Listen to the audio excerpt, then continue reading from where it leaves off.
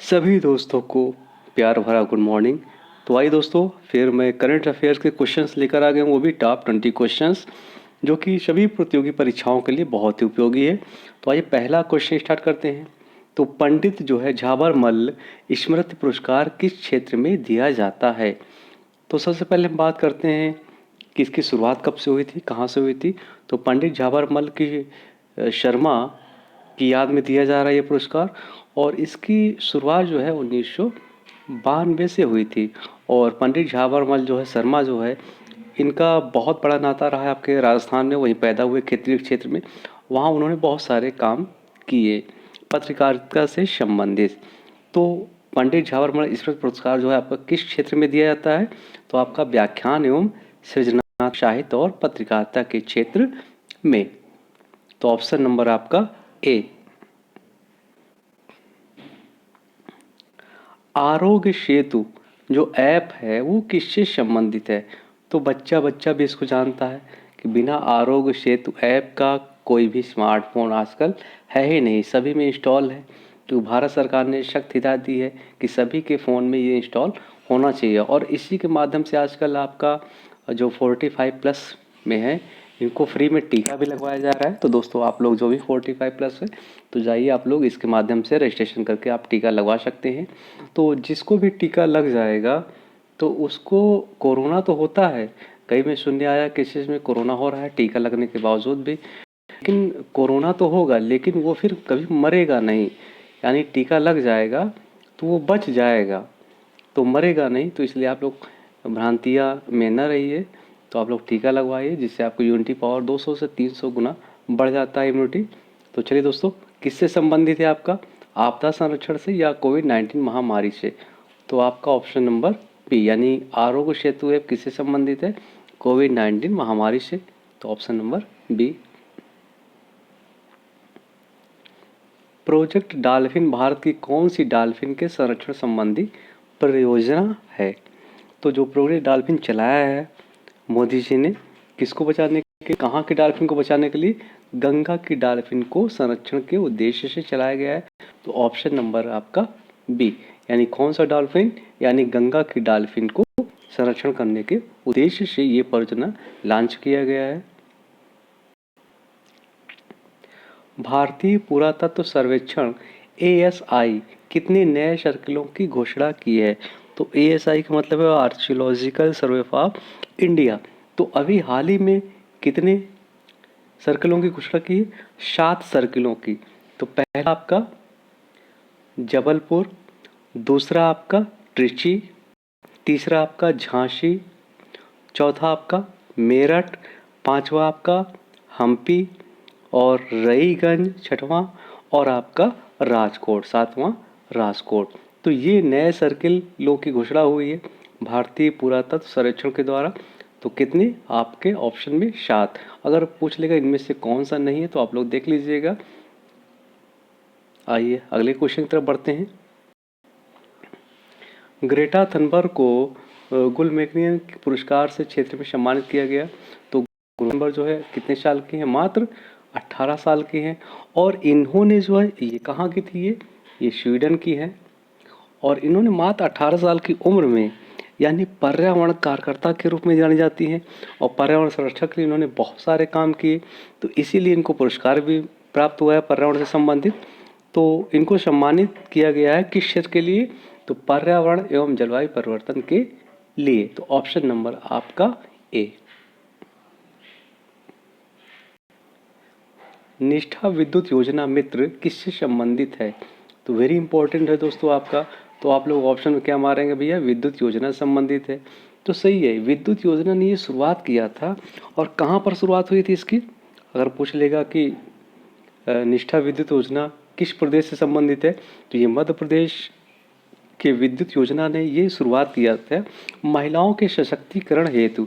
यानी कुल देखा जाए तो 16 जिलों में ये योजना शुरुआत किया गया था, महिलाओं को प्रेरित करने के लिए, आगे बढ़ाने के उद्देश्य से ग्राम सभाओं में, ग्राम पंचायतों में आपका महिलाओं की नियुक्ति होगी, और लोगों को जागरूक करेंगे विद्युत योजना के बारे में, या जिसकी बकाया राशि हो उसके बारे में, या जो अवैध कटिया फंसा रहा है उसके बारे में जागरण करेगी। तो महिलाओं को एक प्रकार से रोजगार भी मिल जाता था। तो ये विद्युत योजना जो किससे संबंधित है? महिला सशक्तिकरण से। और कहाँ पर शुरुआत की गई थी? मध्य प्रदेश के 16 जिलों से इसकी शुरुआत हुई थी। तो ये भी रट लीजिए आप लोग। आइए अगले क्वेश्चन में चलते हैं। वायुयान संशोधन विधेयक लोकसभा में पारित हो गया, बिल्कुल पारित हो गया। यह विधेयक संशोधित करेगा, तो कौन सी विधेयक को संशोधित करेगा? जो 1934 में आपका ये बना था, यानी विमान अधिनियम जो 1934 में आपका बना था, उसी को ये संशोधित करेगा। तो ऑप्शन नंबर आपका डी। IDSA यानी institution of defence study and analysis पुनर्नामकरण के लिए उस किसके नाम पर पुनर्नामांकित किया गया है? तो किसके नाम पर नामांकित किया गया? आपका मनोहर पारिकर, जो आपके हाल ही में निधन हुआ है।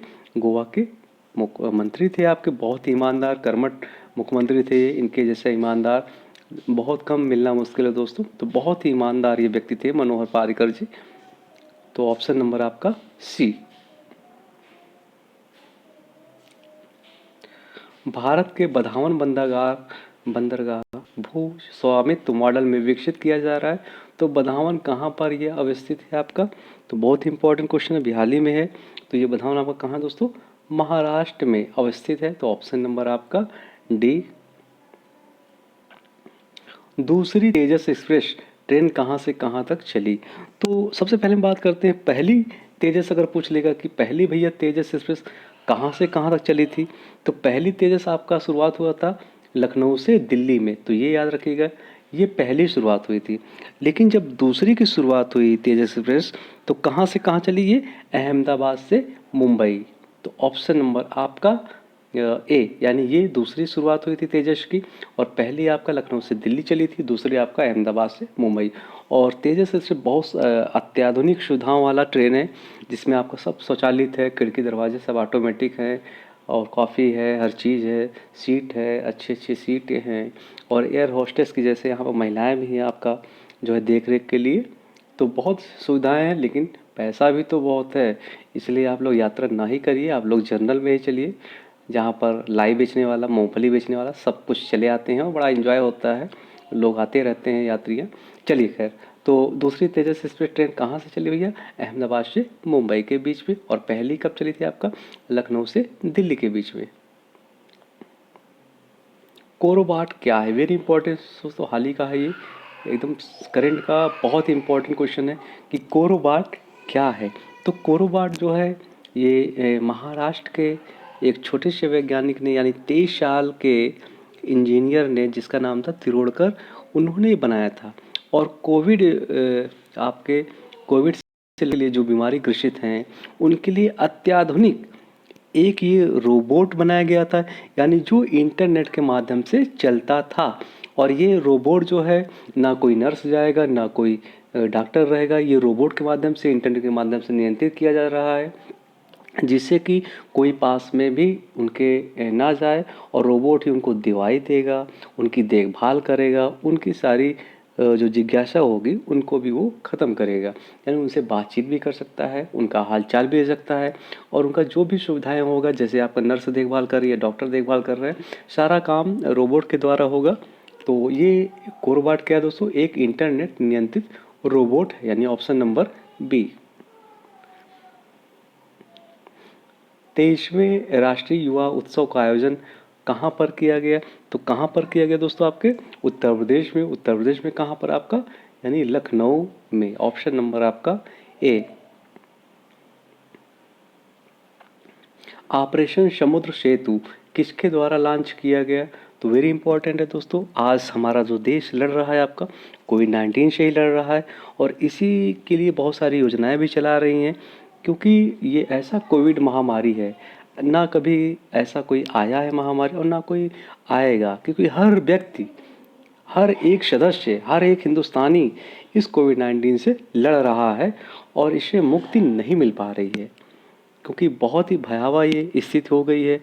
कब ये एक्टिव हो जा रहा है, कब नहीं एक्टिव होता है, कहाँ पर एक्टिव हो रहा है। लेकिन क्योंकि भारत जो है आपका कृषि प्रधान देश है, यानी यहाँ पर 50% लोग ऐसे हैं कि डेली खाने और डेली कमाने वाले। अगर वो घर बैठ जाएंगे तो वैसे भी भूखे मरेंगे। तो उनका कहना भी है भैया हम ऐसे ही भूखे मर रहे हैं, क्यों ना हम कोरोना से लड़ के भूखे मरे। अगर कोरोना से ही मर जाना है तो इससे बढ़िया खा पी के मरे। तो यही एक स्थिति है जिससे कोरोना से लड़ा नहीं जा पा रहा है, और सरकार भी कोई योजना भी नहीं दे रही है इन लोगों का ख्याल रखने के लिए कि जो डेली बेस वाले हैं कम से कम उनको अनाज ही उपलब्ध कराए फ्री में, कम से कम उनके पेट की, उनकी रोजी रोटी की व्यवस्था करे। तब तो वो घर बैठेंगे और इसकी चैन टूटेगी। तो ऑपरेशन समुद्र जो है वो किसी को द्वारा लॉन्च किया गया था, तो भारतीय नौसेना के द्वारा ये लॉन्च किया गया था। और ये 5 मई सन 2020 को, तो 5 मई सन 2020 को ये आपका लॉन्च किया गया था ऑपरेशन समुद्र सेतु। और जो कोविड-19 के जो ग्रसित हैं लोग बाहर हैं, यानी क्योंकि लॉकडाउन लगा दिया गया था कि कोई भी भारत देश में नहीं आएगा, ना कोई बाहर जाएगा। तो बाहर के जो यात्री फंसे हुए थे जो अपने देश के, तो उनको लाने के उद्देश्य से ये चलाया गया था ऑपरेशन समुद्र सेतु, और भारतीय नौसेना ने चलाया था।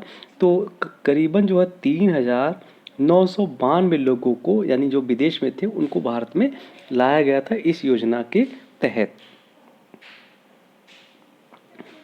रसराज महोत्सव 2019 का आयोजन कहाँ पर किया गया है? तो कहाँ पर किया गया है दोस्तों? आपका नाथद्वारा में किया गया है, यहाँ के ग्रामीण हाट बाजार में। तो ऑप्शन नंबर आपका ए। किस देश के द्वारा उइगर मानवाधिकार अधिनियम 2020 जो है पारित किया गया है? तो किस देश के द्वारा पारित किया गया? आपका अमेरिका के द्वारा, यानी ऑप्शन नंबर सी, अमेरिका के द्वारा क्या पारित किया गया आपका?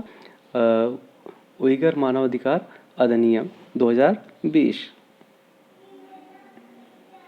भारत के विश्वनाथन आनंद, आप जानते ही हैं भैया, ये शतरंज के मास्टर हैं, को किस कार्यक्रम का ब्रांड एम्बेसडर चुना गया है?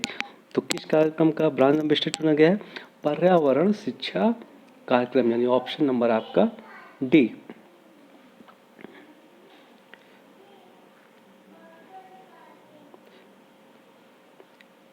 अगले क्वेश्चन आते हैं दोस्तों। किस पत्रिका में पिछली शताब्दी की 100 शक्तिशाली महिलाओं की सूची में भारत की इंदिरा गांधी और राजकुमारी अमृता कौर को भी शामिल किया गया है? तो कौन सी पत्रिका में? वुमन ऑफ द ईयर, यानी ऑप्शन नंबर आपका ए। बीबीसी वर्ल्ड हिस्ट्री मैगजीन द्वारा कराए गए सर्वेक्षण का क्या नाम है जिसमें महाराजा रणजीत सिंह को सबसे महान शासक माना गया है? तो वेरी इंपॉर्टेंट क्वेश्चन दोस्तों, आपका कौन सा है? आपका greatest leader of the all time, यानी ऑप्शन नंबर आपका बी। भारत किस पूर्व न्यायाधीश सीजेआई को मार्च 2020 में राज्यसभा के लिए मनोनीत किया गया था? तो किसको मनोनीत किया गया? आपके रंजन गोगोई साहब को, ये न्यायाधीश थे आपके, यानी ऑप्शन नंबर आपका ए। रक्षा प्रदर्शनी यानी डिफेंस एक्सपो 2020 का आयोजन कब किया गया? तो पहली बार कहाँ पर किया गया? अपने प्रदेश में किया गया था। और अपने प्रदेश में कहाँ पर किया गया था? लखनऊ में किया गया था। अगर पूछ लेगा कहाँ किया गया था, तो लखनऊ उत्तर प्रदेश में किया गया था। यानी कब किया गया था? 5 फरवरी सन 2020 को आयोजित किया गया था पहला डिफेंस एक्सपो, यानी रक्षा प्रदर्शनी का आयोजन। तो कैसे रहे दोस्तों टॉप 20 क्वेश्चन? अगर आपको दोस्तों पसंद आए हो तो प्लीज़ लाइक शेयर सब्सक्राइब जरूर करें। धन्यवाद।